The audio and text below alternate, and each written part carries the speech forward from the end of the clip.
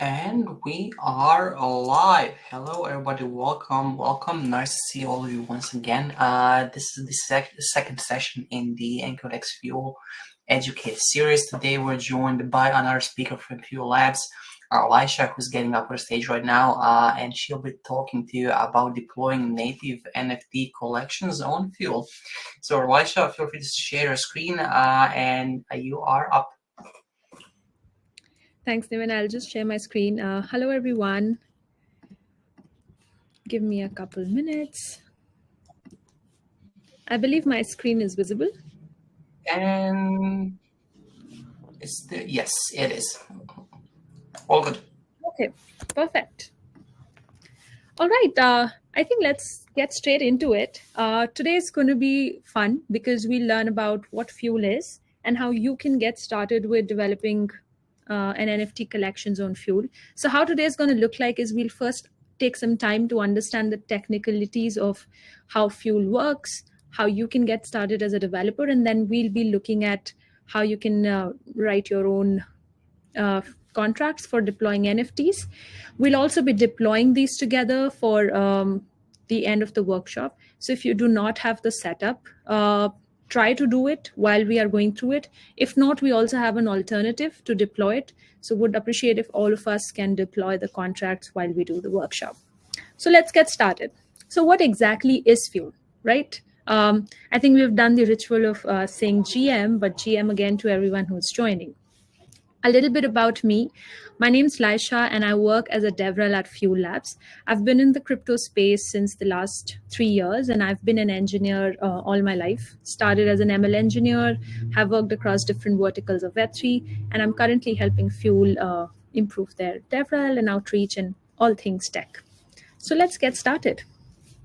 So what exactly is Fuel? So Fuel is a roll-up OS for any layer 2 that you're looking to build. And while currently Fuel is building the layer 2 rollup for Ethereum, the whole idea is to have Fuel support any kind of L2 that you're looking to build on any kind of stack. But for today's discussion, let's focus on its current version, where Fuel is currently enabling an L2 over Ethereum. Now let's understand how is it different? What are we doing differently than the other L2s that are there in the space? So Fuel as an ecosystem solves for 3 problems. One is parallelization, second is scalability, and third is interoperability. We call it PSI to short for it. But how do we solve it? What are we doing? So we work and operate at the execution layer, which means that we have made some changes to the infrastructure and are building from the ground up. And how we do that is first, we have our own virtual machine, which is called FVM, Fuel Virtual Machine. And Fuel as an ecosystem leverages the unspent transaction output, which is commonly, you would have heard it in the Bitcoin ecosystem, which actually enables the parallelized transactions. Now, another problem with Ethereum as an ecosystem or EVM as a space is the problem of state bloat. So Fuel as an ecosystem is designed for minimizing blockchain state. We'll understand what are the dynamics of it that help us achieve this. And the third and the final thing is that it is also designed for interoperability with Ethereum wallets. So the paradigm within Fuel is that everything is a native asset. We'll talk more about it. But all of the things which were not possible in an optimized and scalable format before are now possible with Fuel. And we've also taken a shift a little bit from smart contracts to asset-based transaction model. So we look at all of these things in action. But before we go there, let's just quickly understand what UTXO model is and how and why is it leveraged in the Fuel ecosystem. So we're all aware of what an account model is, which is very common in the EVM space, where you have one global state, which means that at any given point of time, you are looking to understand what the balance of your account is. You can just pull in the address and you just know the balance at that point. So there's one global state that is present. However, in UTXO, there are multiple states. So it's more like a tree, or you could say a graph that is there. And UTXO is very similar to how you would actually spend money. For example, you have a $500 bill and you're looking to pay someone $350. So you'll actually hand over that $500 bill and get $150 back. So there are actually 2 transactions that you've done. And that's similar to how UTXO operates. So for example, the $350 I gave will be one transaction, and whatever is the unspent, which is left, which is 150, will be another transaction.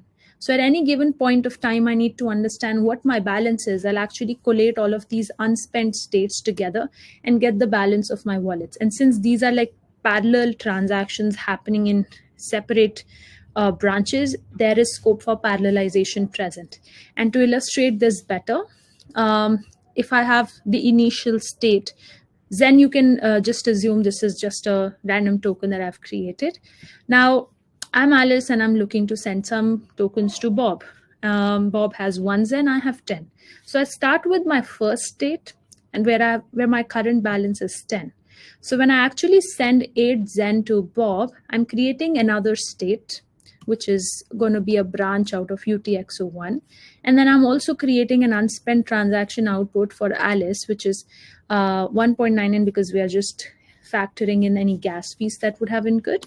So at the end, your state tree is not going to be a simple global address, but it's going to be multiple of these states. And now Alice's balance is going to be reflected from UTXO3, and maybe if she has done other transactions. And Bob's address is going to be referred from UTXO4. So every time the state tree gets more bigger, and there are multiple states. Now, when we look at UTXO as a model, it has enabled parallelization.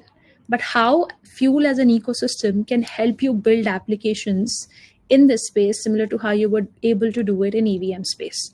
So let's go through the basics first to understand what you have here, and then we'll go on a comparison journey to understand or have some analogies from the Ethereum ecosystem, so it's easier for you also to understand how the Fuel ecosystem operates. So first things first, we have Fuel, which is the architecture. So we call it the roll-up operating system. Second is the Sepolia testnet, which is Fuel's current version of the L2 test network on Ethereum. So this is where we will be doing all of our deployments. Then in order for you to be able to write Fuel VM compatible contracts, we have a language called Sway. It's a Rust-like smart contract programming language that you can use to write not just contracts, but a lot more different things that we'll look at a little while later. And then these are 3 most important infrastructure level details. So the first thing we have is fork, which is the Fuel orchestrator. It's very similar to Cargo in Rust and NPM in your node. So it's like an all-in-one tool chain, which has everything that you need to get started with building on Fuel. And then we have Fuels, which is the SDKs. So we have 2 SDKs. One is a TypeScript SDK and there's a Rust SDK. So it helps you like build and connect to Fuel blockchains, interact with smart contracts, and add the necessary elements that you would need to build it. And then FuelUp is nothing but a toolchain manager, which is similar to RustUp, or you have NVM for managing node versions. So it's very similar to that. So now that you have all of the configs that are actually required to build these dApps, let's understand how is EVM and how's Fuel different from EVM. While you have Solidity as a primary language for writing smart contracts, here you have Sway. Instead of EVM, we have Fuel VM. Now, the idea is that the Fuel VM would essentially at some point in time will be compatible with different blockchains. Right now, Fuel VM supports Ethereum. While we have Graph and other kinds of indexes for EVM, for Fuel, we currently have NView and Subsquid that support it. In EVM, you either get started with Hardhat or Foundry for your development environments. Here we have our own development environment, which is Fuel Orchestrator that we just talked about. And while Web3.js and Ethers.js are the go-to libraries to interact with the blockchain and like build contracts or build interaction scripts, here you have Fuel's TypeScript and Rust SDK to build like contract interactions within your applications. But now comes the interesting part. Why should you get started with building on Fuel? What exactly is Sway and what's going on? And a lot of you would be thinking that I probably do not understand Rust or I've never worked with it. So how do I go about learning Sway? So the reason why we use Sway is because Rust as a language gives a lot of control over what we can do. At the environment level, it's a more involved language than Solidity.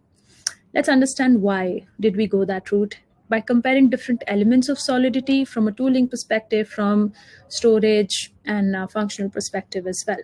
So the first thing, these are like basic differences for you to understand what is happening here. So Solidity is very similar to like JavaScript in terms of syntax, and it is a language most of us have started with on EVM. However, Sway is a Rust-based domain-specific language. That means it's specifically created for Fuel VM compatibility, and we have it has Rust-like syntax, but it's quite, there's a learning curve, but it's easy to pick up. Now, Solidity has the concept of inheritance. Sway has the concept of traits. We'll look at some of them when we go through the examples. Now, Solidity was designed to target the EVM ecosystem, the infrastructure of EVM, and how it compiles the instructions into certain opcodes and processes it. Whereas Sway is designed with the mindset to target any blockchain, though currently we support only Fuel VM, but essentially when Fuel would be able to support different stack deployments, then you will be able to use it for any language, and you won't have to like learn different languages to build on top of it. And Solidity, you have a single context. Sway, you can have multiple contexts. We'll also look at example of this to understand, while this might not be very relevant for today's application, but it's important to understand that what you can do in Sway is much more than what you were able to do in Solidity. And also certain limitations of Solidity with respect to its functionality and as well as capabilities, what something Sway fills the gaps for. So let's go down one level deeper and understand what more are we able to do, or if there are certain things in Solidity as well, how am I able to do it a little differently? So to start with, these are basic program types. Solidity has contracts and libraries that I'm sure most of you have used. But apart from contracts and libraries, Sway also supports two different paradigms, which is the concept of scripts and predicates. Now, scripts are essentially, you can utilize these scripts to run multiple contracts in a sequence that you like. And predicates is another paradigm that actually helps us tackle the state bloat problem. We won't be delving deeper into the concept of predicates for now, but to give you a little bit of context, they basically help you define a structure which returns a bool value, which you can use to refer to certain states on chain instead of referring to the complete state tree. So it's a lot faster and it's a very powerful tool. And any of you is interested, happy to share more resources so you can go through it. More resources will be there at the end of the workshop as well. So let's start with some examples to understand. So this is the most basic program in Solidity. You've defined the version and you've defined a single contract storage, which has one variable called number. It's of type 256. Now, if you were to do the same thing in Sway, I'm assuming that there are other functions in it, which I have omitted. So how Sway functions is that first, you define what is the program that you're writing. Since we are writing a contract, I've just defined the first line of my Sway contract. Then the second thing I mentioned is the storage. So I define the number U64. Now, what happens in Sway is that you can either, you need to have an ABI in order to be able to interact with a particular contract. So you need that interface. Either you can import an ABI from another file, or you can write your own. For the simplicity of the example, I've just defined it here. But as a best practice, you should always have your ABI in a separate file from which you can just import it. But how this ABI looks like is that there's just one function, which is just initializing a counter for me. And then this line actually implements the storage contract for me. And you would also see here that there are a bunch of statements which says storage write and storage write. Now, what this means is essentially these are specifying to the compiler, what am I trying to do?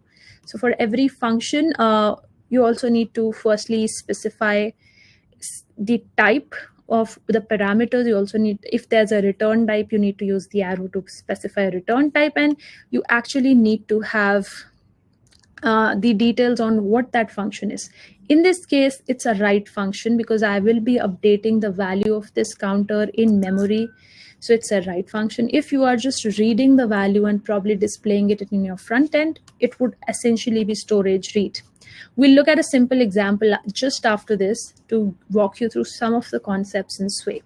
But that's how simple it is. I define my ABI, and this is the implementation where what I'm doing is I call storage.number.write, and I just say just write the value, and I return the value from this particular function. So this is a very simple comparison, but let's go one more level deep in terms of syntax and storage. So if you look at Solidity as a language, it's quite influenced by C++, Python, and JavaScript in terms of its different facets, but the syntax is quite similar to JavaScript. However, Sway is completely based on Rust, has a lot of syntax similarities in Rust as well. In case of Sway, you can actually opt in for storage access permissions, which is controlled by these statements, and you don't have those kind of things in Solidity. Second thing is the storage manipulation here in Sway is actually based on standard libraries and user-defined types. Whereas in case of Solidity, it is basically the built-in language concepts that are there. We'll talk about what standard library is and how you can leverage it, but there are certain standard libraries that Sway supports that basically help you do this much more easily. If you look at Solidity, there's essentially no built-in support for namespacing or storage slots placement, which means that you don't know how your variables are actually packed and which space slots are getting utilized. So you can't optimize for that. Essentially, you can only estimate it and then choose the right initializations. For example, you are using unsigned int 8 or unsigned int 32, depending upon what kind of values you can have. Whereas in case of Sway, you have built-in syntax to place storage slots where you want them. So there's more control over how you can optimize for what you're writing for. But this is syntax and storage. We mentioned something about storage manipulation is based on a standard library. So what standard libraries are we talking about here? So firstly, Solidity doesn't have any standard libraries. It does have a lot of different library support that you can import within your program. And it has Open Zeppelin and other popular modules that can help you write better programs with a certain standard and a boilerplate code that you can build on. But if you look at Sway, it has a standard libraries with a lot of different functionalities that defines standards around how to write certain programs, how to build your tokens, your specific kinds of vault contracts, and a bunch of other things. It also has a core library, and Prelude gives you essentials out of the box, which we'll again look at. And you can actually import without worrying about versions because we take care of all of those things for you. So you can just import what you need and the version compatibility will be taken care of by us. For anyone who wants to understand or read through these, you can actually go to the Fuel docs. Let me give you a brief walkthrough of the Fuel docs here as well. So once you go to the Fuel docs, there is a Sway page which has details on everything that is supported by Sway and how you can get started with it. So you can actually go and start with the basics to understand what are the types that are supported, and then you can go on to read more about it. And this is the sort of libraries that I was talking about that you can use within your examples. It makes it a tad bit more easier to do it. And you have the TypeScript SDK over here, details of the installation, the setup, and you also have the Rust SDK over here. And then the most interesting thing that we will be looking at a little later is the Sway standards. So we'll come back to that in a couple of minutes. So let me go back. Now let's come to the important part. We've understood a little bit of context on what Solidity is, how Sway is different, what are we trying to achieve.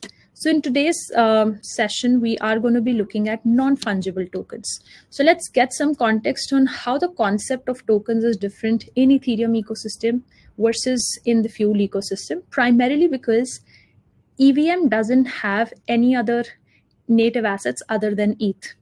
So anything apart from ETH is a contract interaction that you cannot transfer without interacting with a contract. Whereas in Sway, you can actually leverage the Fuel VM native asset system under the hood to do all of these things without having to interact with contract, because everything is essentially a native asset, whether it's ERC20, whether it's ERC721, whether you're talking about asset vaults, be it anything. So that's where the paradigm shift comes in. And if you look at it, you can have only application level tokens. So you can define a contract, mint some tokens, do a bunch of things. Here, you can also build application level tokens, very much possible. You would ideally utilize the ERC20 contract to get started, and then you would add your functions. Here, we have these SRC20 standard, which we'll be looking at. So there's a bunch of different things that should necessarily be there when you're building an SRC20, and then you can build on top of it. And all of the calls with respect to transfer, approve, you don't actually need that. Why? Because if you look at Solidity, you actually need to define your approve and transfer behavior on how it needs to happen, handle for any reentrancy hacks, and a bunch of other details around it. But in case of Fuel, all the smart contracts that you write in Fuel, it can mint and burn native assets by default. Sorry. Whereas if you're looking at transfer functions, you can actually call these in the native asset itself, because since it's a native asset, you do not need a contract interaction to do that. And there are scripts that are available which can enable the approve and transfers in the same transaction. So you do not need to necessarily write another sort of functionality to do that. So let's look at an example of how the minting functionality is different in Solidity versus in Sway. So this is a very standard program where I've just taken the ERC20 from OpenZeppelin, and I've omitted all of the other details because the idea was to only have the mint function. All I'm doing is defining the name and the symbol of my token. This is ERC20, and in initial mint function, which will mint some 100 tokens at the address who's going to call this. However, in Sway, there's a standard called SRC3 that defines both minting and burning of native assets. So let's first look at the function signature. If you see here, there are three different parameters that are there. There's something called as a sub ID, there's an amount, and then there's a recipient. So recipient is essentially the one to whom we are going to mint this. Amount is also pretty straightforward, that it's the total amount of tokens we are interested in minting. But what exactly is happening with sub ID over here? So let's take a step back and understand. So in Fuel, as I said, everything is a native asset. So everything also has an asset ID. But it is not necessary that from one contract, you'll only have one asset, right? When you're building an NFT contract, you can have multiple NFTs minted out of this contract. So in order to understand what is that NFT number, say I or J, that you're minting, that is where sub ID comes in. So sub ID is like one level under your asset ID to define what is the current asset which you are minting from this contract.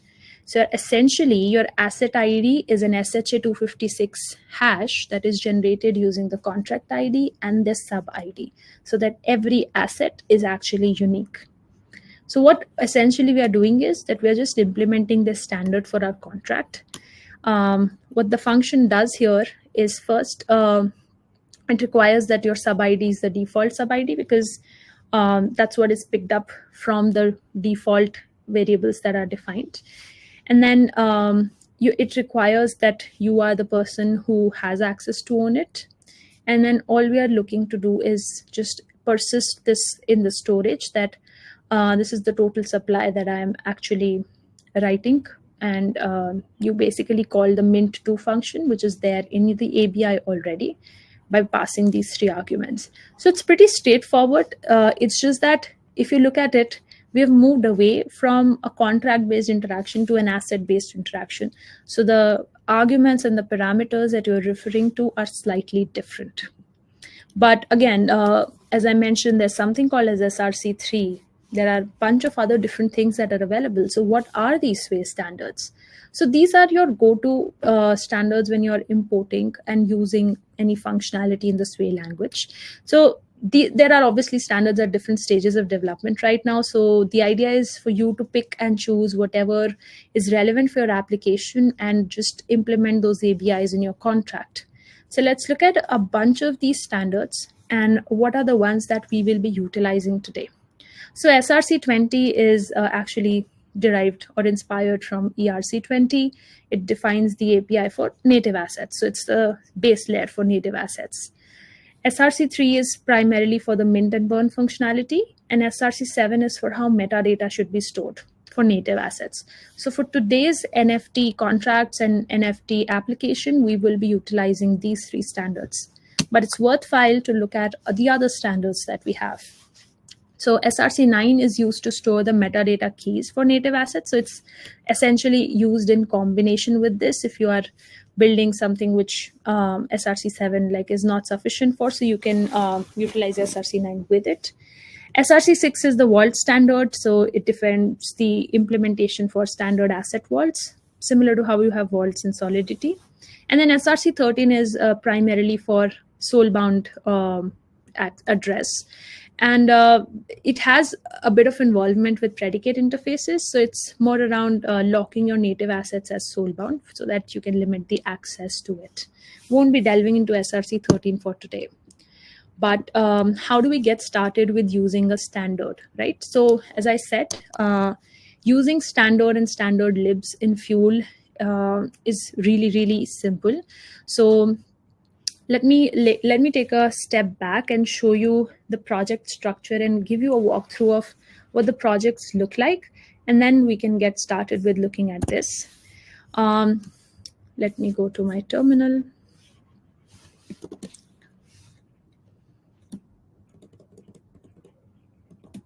So all of you, those who have the installation done, you can actually use the fork command to check if you have the toolchain installed in your system, because that's all you need to be able to deploy.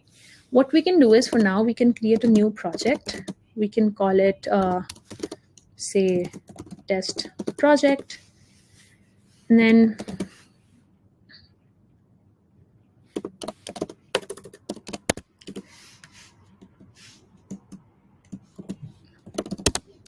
now, if you look at it, there are two files within this project. There's a fork.2ml file and there's a source file. Let me show you the structure. So within source, you have the main.sway file. Let me open this.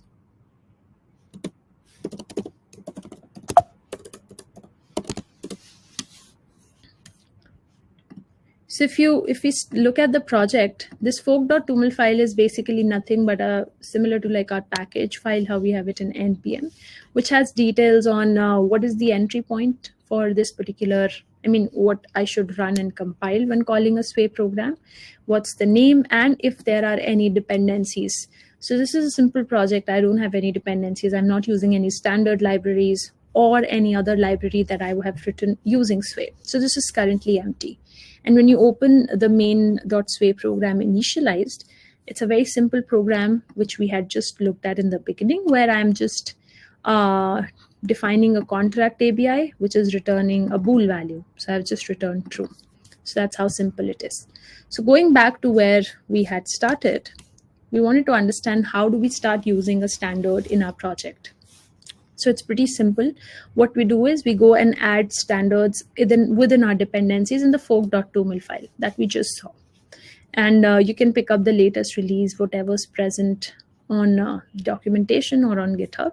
And then you can just start importing the desired standard. For example, in our case today, we will be working with SRC20. So you say you want to utilize standards, then you define the standard name, and then the standard ABI that you want to utilize, which we will essentially be implementing within your contract. And then you can go ahead and do your thing. So let's get to building and, let's run some code and understand what's happening with Fuel. To give you a little bit of context, you need to have Node.js and Fuel toolchain installed within your systems in order to be able to run. In case you don't have that, you can go to this link called swayplayground.org, which can help you execute any kind of applications. Let me put this link in the chat.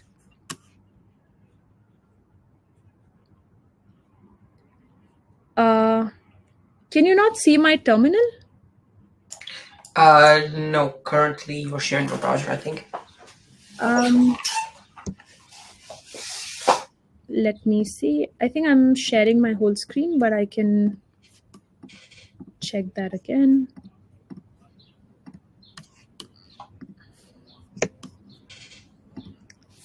So I've put the link for the playground. So if you are not able, if you do not have the setup done, you can just run the contracts and also deploy the contracts from here for now. And what do you think we are going to build today? It's pretty simple. We are building an NFT collection. So we'll be looking at the contract aspects of it and not the front end and what and how we have built it because of the limitation of time. But essentially, all NFTs on Fuel again are native assets. Though it is commonly associated with artworks and collectibles, there are much more utilities that are possible, which again are yet to be written for the Fuel network. So that's the reason why we want to utilize this time to understand a practical implementation. As I said, the three standards we're utilizing is SRC20, SRC3, and 7, because these are all the three things that we need in order to create an NFT, mint it. If you don't need it, burn it, and then store all the metadata for that particular NFT in terms of its associated metadata. And you can actually look at the code base for the example that we'll be looking at this particular link. This link actually has all of the other examples on Fuel as well. So you can refer it whenever you are looking for some examples on how to get started.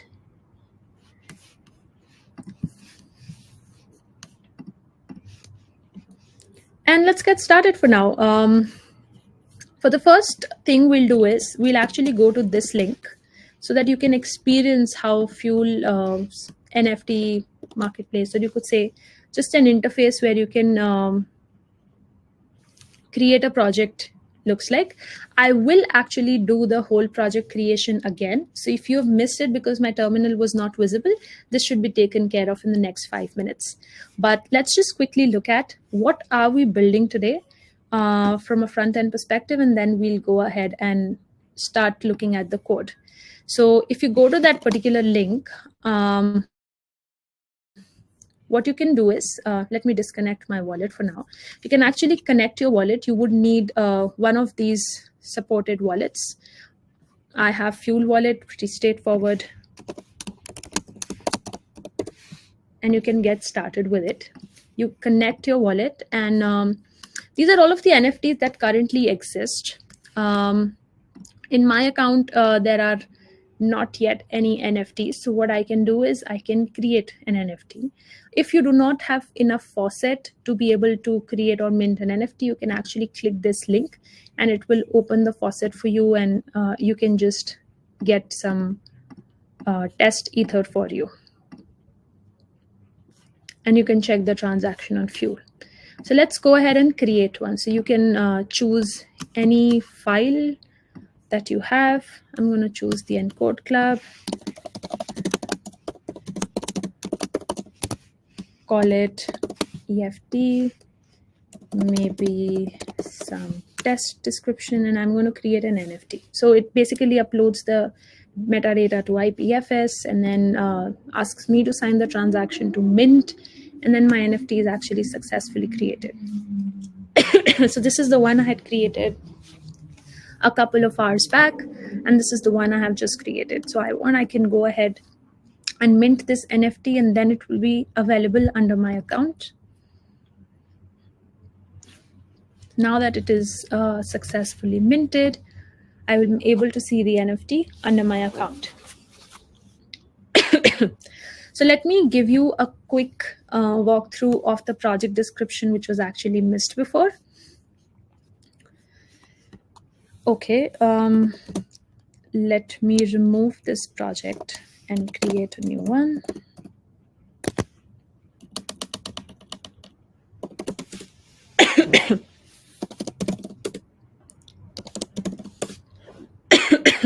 So in order for you to test your project or your installation, you can simply type fork, which will give you the list of commands that are supported.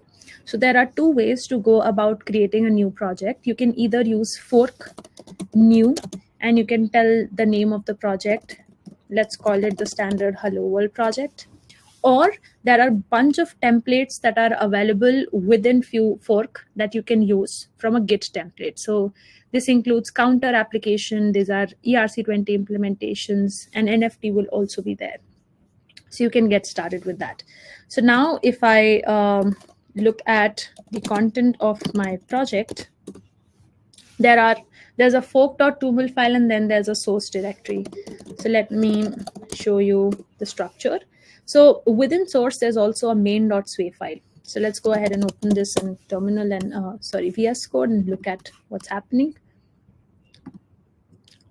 So within source, there's a file called main.sway, which looks something like this. So the first line of any sway contract will actually specify what it is. So if it's a contract, it's going to be contract. If it's a script, it will specify it's a script, and it will be using a bunch of different contracts that it is executing.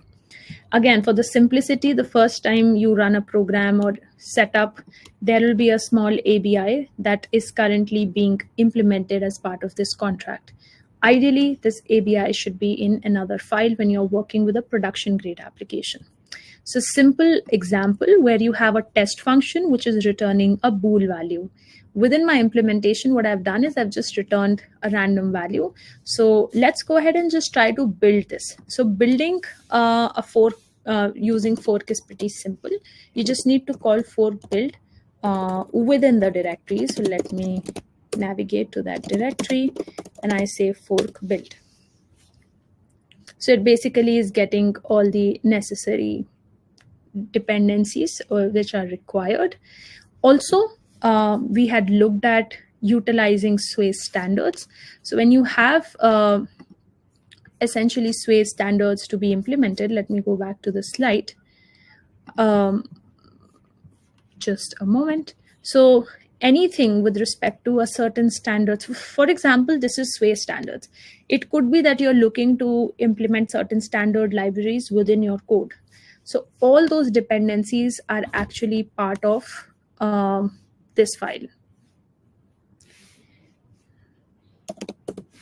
So your fork.toml is the file where it is essentially going to be added. But what we're interested to look at today is an NFT example. For those of you who are working on the playground, what you can do is go to your playground, and whatever code we'll be working with today, you can copy paste it here and then run that. So this is an example of SRC20. We'll be using the SRC20 standard to implement 721. For a simpler version, you can also change the example from here, single asset, multi-asset. The first thing that you need to do is compile it. So that does the same job as fork build. And then when you have to deploy it, please make sure that you have necessary test tokens in your account so that you're able to deploy it. Once you deploy it, you will be able to see the compilation message and the version with which it is done. And then you can just simply hit deploy, and it should be able to initiate a sign message.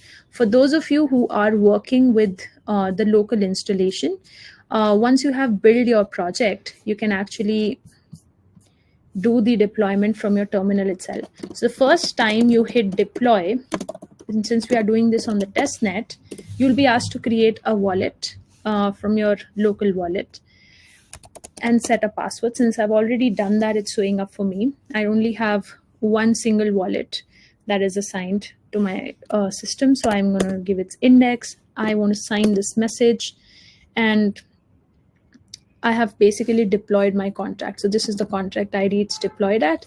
And generally, this is the contract ID you would utilize to refer or call any functions from your front end. So let's go ahead and look at the NFT contract now. So we don't need this. Let me close that up and open the NFT contract. So there's a bunch of things we're going to look at. So please feel free to type in, or maybe like stop me if there is something that is not visible on the screen, or there's one aspect of the screen that's not visible. So please feel free to do that. So for now, we'll ignore this because this is not important, but let's understand this.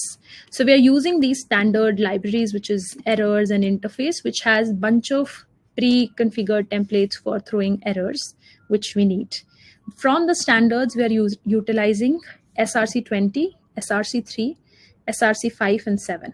So within SRC20, I have imported the ABIs for SRC20, SRC3, the metadata in SRC7, which is what I will be implementing now.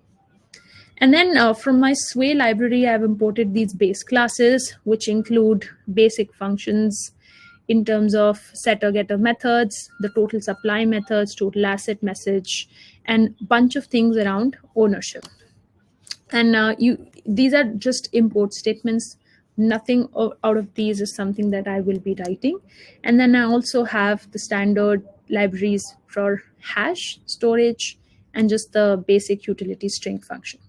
So the first and the foremost thing that I need to define is a storage. What all do I need to persist in memory?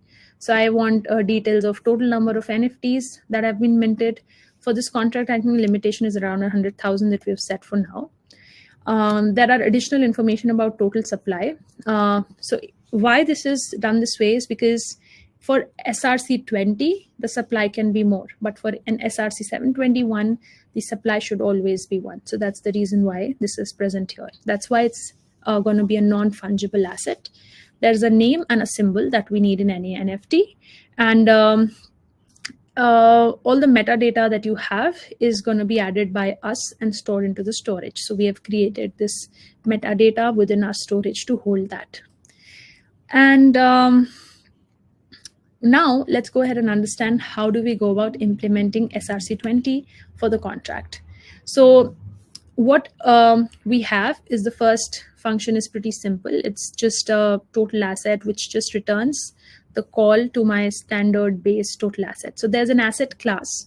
Why we have it is because in Fuel, everything is a native asset. So there are pre-configured structures around what you can do with an asset. You can have a name, set a name and symbol to it, get its symbol, get the total number of assets that are there within a contract, and then the total supply of it. And you can also set some attributes to that asset. So the first function is total assets. Since I only need the value, the access permission is only set to read, and I don't need a write permission to it. Another thing that's important here to understand is that I might also require information on total supply. When you look at total supply, I will be looking at supply of each asset. So the argument here is asset ID, and I'm basically returning a number in return. Then we need to have some basic getter methods, which are used to return the name, symbol of the asset that we are looking at. So we are going to pass the asset ID as our parameter, and what it's going to return is essentially the name of it. That's a string. Similar is the case when we talk about symbol. It's going to just return simply a string. And then if it was an SRC20, you would have had a contract defining the number of decimals, but since this is NFT, it's going to be 0U8. So because it's not relevant in this case, so that's why we've set it to 0U8. And then comes the SRC3. So SRC3 is important for minting new assets. And when you're talking about SRC3, a single contract can mint multiple NFTs. So that means within one asset, you need to know what is happening or which sub asset is getting minted from this main asset. So that's why we'll be using the sub identifier. It's a type that is supported by Sway. It's a built-in type. And given that we have, if I break it down for you, there's a concept of asset. Within asset, you can have like multiple coins. So we are assuming that here there should be one coin per asset, because we don't want because it's a non-fungible asset, so one NFT should be present. So we can't have multiple supply of the same thing. So the argument here is similar to what we had looked. The first is the recipient, which is of type identity. That means the user to whom we want to mint this asset to. Sub ID is the identifier, which will help us get a unique hash for our asset using the contract ID and this sub ID. Amount is the quantity, which will be one. So in what cases will this contract actually not work, or what are the edge cases where this should actually throw an error, is when see, contract is paused, that's one, but when the amount is greater than one, when someone is trying to mint more than one of it, when the already asset has already been minted, you shouldn't be able to mint it again. And if there more than the actual supply of NFTs have been minted, then you can no longer go ahead and mint something. So the function is a little, so it's pretty straightforward. It's just that there are a bunch of different storage persisting, or you could say write statements that are there. So the first thing I checked is that the contract execution is not paused. Here, if you see, I have to read a bunch of things from the chain and then also write back to my storage. So the access modifier here for my function is both read and write. So the first thing I do is generate the asset ID, which I said is nothing but a hash of the contract, which is calling this and the sub ID, which is currently being executed. We require the amount equals to 1. Otherwise, we raise a mint error so that this does not go on and execute it. And then we also want to make sure that the number of NFTs that we are trying to mint we shouldn't be able to mint it more than once. So we are getting the details on what is the number you've already minted. We read it, and then if it is more than one, then you throw an error. And then we also need to check if you have minted more than the max supply, which is currently we have set to 3. If that is also working fine, you've passed both the assert statements. Then when you go ahead and mint the NFT, wherein you are just going to store the total asset, the supply, which is 1, the recipient sub ID and amount back to the storage. And that's how simple the minting aspect of it is. But what do we do when we want to burn the assets? So for burning the assets, you just need to know the sub ID, what was associated with when you were actually minting the NFT. Again, I'll for those of you who are still a little confused, there are 3 dynamics to it. There's a contract, there's an asset, and there's a sub ID. Asset ID is the unique ID. And in order for us to have a unique asset ID every time I'm minting a new NFT, I need to use the sub ID, which is the sub identifier, which will make it unique every time. So let's look at the arguments. I just need the sub ID and amount. This amount again is going to be standard because I'm just going to burn this. Depending upon how many of it I hold, I can burn that amount. Here its maximum is 3. Here you'll also see there's one more identifier added, payable, because you are actually dealing with transfers or ownership aspects of it. So you have added payable. What we want to do is just simply burn the NFT that we are holding. So we are actually going to call the burn function with the total supply that I have, the identifier to tell which sub asset I want to burn, and then how much of it I want to burn. So this is actually a function that is there within the ABI, which does the same job as what your standard EVM tools do. But when we persisted our data in the storage, let's also understand where are we storing the other metadata for the asset, and how do we go about it? We simply put it in the structure, or is there a specific way to go about it? So let's get straight into the code. You simply can get the metadata using the asset ID and the key, and using, like, if I go back to the mint function, this is where it gets persisted, and all we are interested is to essentially just pull that data from it. And this is basically useful when we are persisting this data in IPFS and then pulling it back and then putting it there. Then SRC5 is essentially just the ownership aspect of it, to understand who owns the NFT. You can also set other attributes for the NFTs. If you look at, let me go to the application. If you create a new NFT, there are name and symbol. There's also a description. So if you want to set more attributes other than this, maybe things like certain identifiers which define the rarity of that particular NFT, you can do that over here. So there's a set name function. I just need to specify what aspect of the storage that I'm looking to update. If it's already set, it should ideally throw an error. If not, I can simply call the set name function. Now, set name function is actually part of my asset. So if I go to the extreme top, there's a base asset. You can actually set it from here. Because everything in Fuel is a native asset, a lot of different things which were required from a contract interaction perspective can actually be natively done at a Fuel VM level. Then these are utility functions which are essentially used to understand whether your contract is paused. If it's paused, you can unpause it. And this is a basic constructor for my contract, which will initialize the owner as you, whoever's calling this contract. Now that we know the contract and what my NFT is, let me also show you how my fork.toml looks like. Since I'm using both the standards and the Sway libraries, both of them are actually added as dependencies over here. So let me go ahead and execute the build command.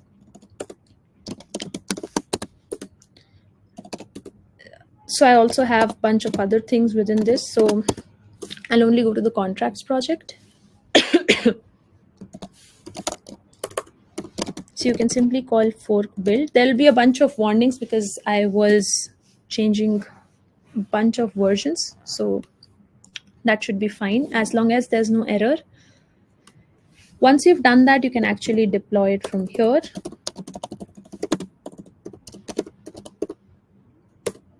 And the process is simply straightforward. You provide the password, you provide the, I entered the wrong password, but just make sure your wallet is loaded with faucet from the faucet and you're good to go.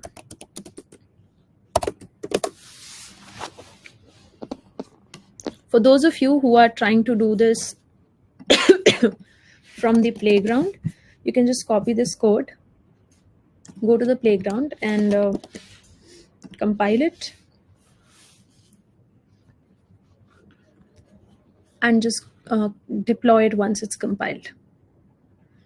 Okay, I think there are certain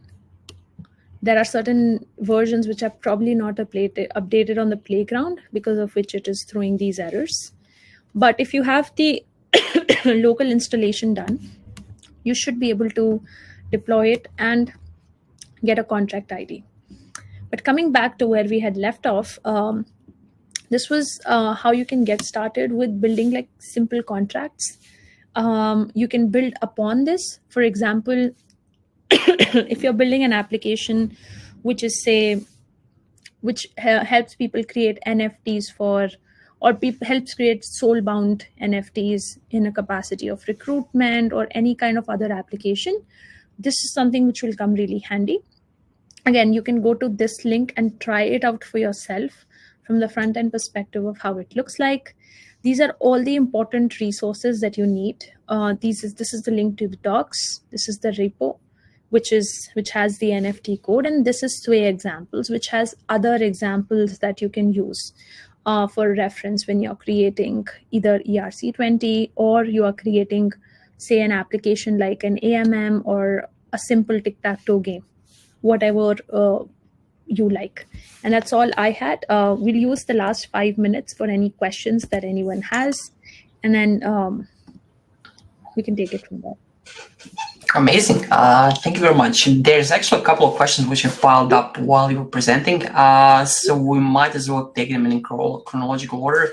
To go back to the languages, when you were explaining what Sway is, can you also make some similarities between Sway and Ink? It seems like both take inspiration It seems like Uh, there's inspiration between both of them. Let me see. What is ink? Is it INC? I didn't get the question actually. If you go to the questions tab I'm not right sure next what to the ink chat. is. I believe it's another language that's used in. Yeah, it is in the Polkadot ecosystem. I'm not sure if you're familiar Okay. with it. I believe I don't have enough context on how ink works, so I don't want to give you like an incomplete answer, but I can come back to you with a proper answer in some format. I'm not aware of the dynamics of ink. No, that's perfectly fine. Thank you. Then another question: what are some areas where contributions to Sway are needed and most useful? Right. In terms of Sway, I believe there are a lot of things that we're improving. Firstly, in terms of Sway standards, we are trying to make it more comprehensive. From a language perspective, I think we have all of the things that we need to build proper applications, but we're currently focusing on improving our standards and building practical applications using Sway. So I think if you're looking to contribute in the ecosystem, the best way is to build something on Sway and try to break it as much as you can. So that's when we know what is missing that we can put back in. So that's what we do as DevRels as well. We try to utilize it, try to break it, and then see what more can be added. So try to build on Sway because it's a little new as compared to Solidity, and see what is it that you're not able to do with Sway. And that's how you know what you can contribute to. So there's a contribution guide that it's present within each section of the documentation. So if you're looking to contribute, you can just go to the contribution guide, fork the repo, and raise a PR, and we'll review it. Cool. Thank you very much. There's a question on tokens over here. Not sure how Fuel can have any native tokens but one. Won't the native tokens be Fuel token, or could there be more than one native token of Fuel? Okay. So there is a difference between token and assets. So while fuel will have a native token, what we talked about today is not token but asset. And Fuel's native token will also be an asset. So there's a unique concept of assets in Fuel, which means that anything, whether it's ERC20, ERC721, or a combination of both in terms of 11155, it will be a unique asset. So you can have 100 assets, 1,000 assets, a million assets on Fuel because everything you're trying to do is an asset. The reason why it is there is because we want to move away from the paradigm of having a contract to be able to do basic things like transfer, approves, or just approve and transfer and do a bunch of things. So you can just actually do it the way you are able to do it with Ether, because Ether is the only native asset that is there. What we have here is that apart from Fuel's token, whatever NFTs you are creating can also be a native asset. So the interactions are more simpler. You can optimize it, and you also need not put a lot of overhead into thinking of how I can optimize my transfer calls, how can I prevent reentrancy hacks, because all of this is taken care by the Fuel VM for you. So you focus on defining the functionalities and the basics of it, of making sure how your assets move and who has ownership can be taken care by the pre-loaded templates that are there. Cool. Thank you very much for the answer. One quick one for the end. Is the asset ID the same as sub ID? Not really. So to give you a little bit of context, so there are three things. One is contract ID, which we got when we deployed our contract. Then within our contract, we are trying to mint an asset, right? It could be ERC20, ERC721. Now, in order for me to be able to get a unique value of that asset ID, what I do is I start with a default sub ID, which is basically a preloaded variable that's present within my VM. So sub ID is something which helps you get to asset ID. So asset ID is basically an SHA 256 hash of your contract ID and your sub ID. So a asset can have multiple sub assets within it, right? Because if you look at it, when we are deploying this contract, you are minting multiple different NFTs out of it, and each one is going to be unique. So you need a sub ID to make sure that every asset which gets generated from your contract has a unique address. Hence, the sub ID is, you could say, it's that nonce or that simple prefix, suffix that will help you generate a new hash every time you mint a new asset. So it's different. And asset ID requires a sub ID every time to be generated. I hope that answers the question. Cool. That I think pretty much brings us to the end because we are out of time. So, any final words for the audience, Laisha? I would say that have fun with the language. Go ahead to the documentation, try out the quick start guide, and run this application yourself.